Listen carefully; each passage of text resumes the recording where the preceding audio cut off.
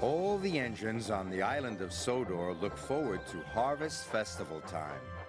But most of all, they look forward to Sir Topham Hatt's Harvest Firework Display. Sir Topham Hatt came to see Thomas and James. James, you are to collect the fireworks from the depot.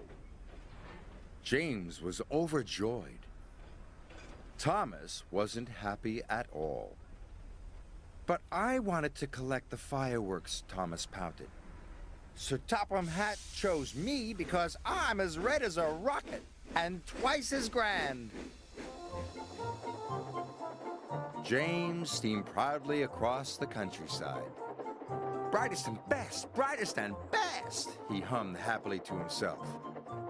He was having a wonderful day. Thomas was still upset when he arrived at the shunting yards. Bother James, he grouched, and he biffed the troublesome trucks crossly around the yard.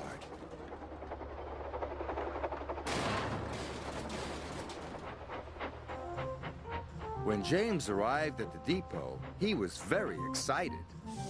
The freight cars were all ready for him, filled safely to the top with fireworks. James was coupled up with the precious cargo, and he steamed away.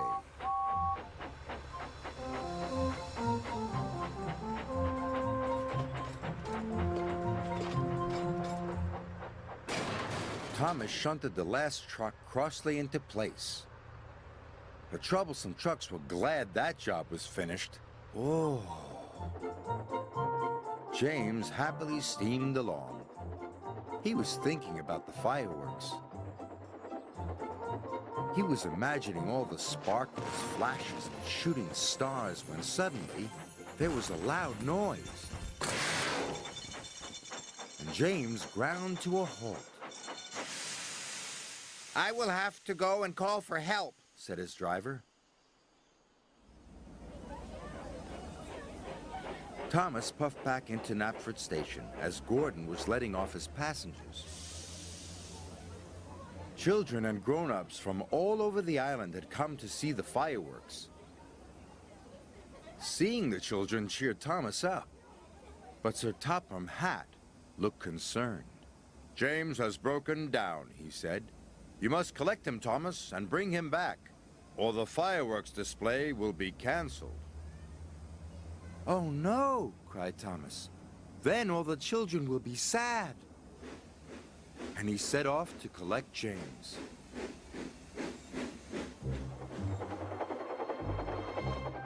Thomas puffed across the countryside. Even with his light on, Thomas knew he had to be very careful.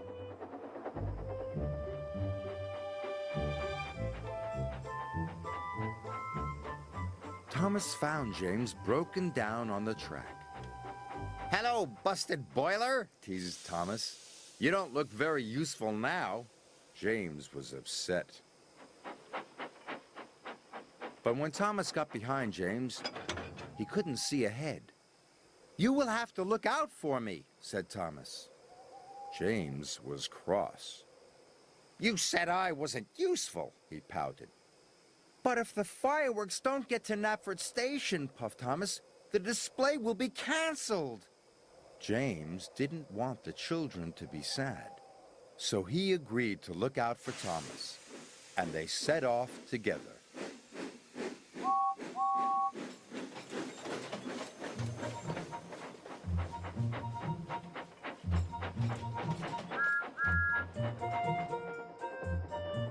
When the track was straight and clear, James called out, "Go faster, Thomas!" And Thomas did. They were soon working happily together and making good time. Sir Topham Hatt checked his watch. There was still no sign of Thomas or James. It's very late, he thought. It's almost the children's bedtime. Even Gordon was worried. "I'll have to cancel the display," said Sir Topham Hatt. So the disappointed children started to board the coaches.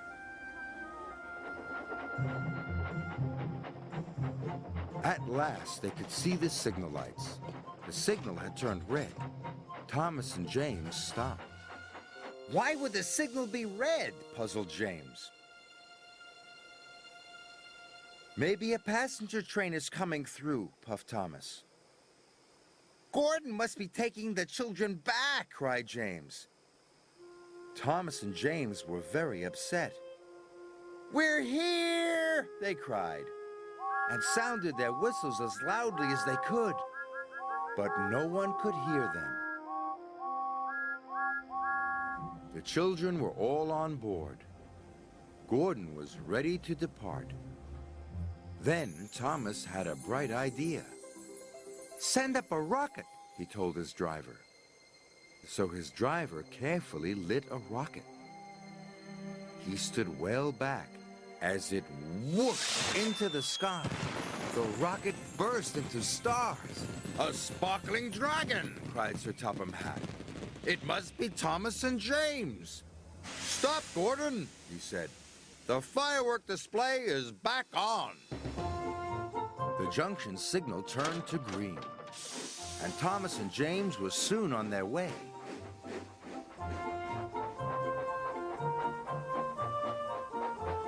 James and Thomas were soon at the station. The children cheered. Good work, Thomas, cried James happily. And good work, James, agreed Thomas. Good work, both of you, boomed Sir Topham Hatt.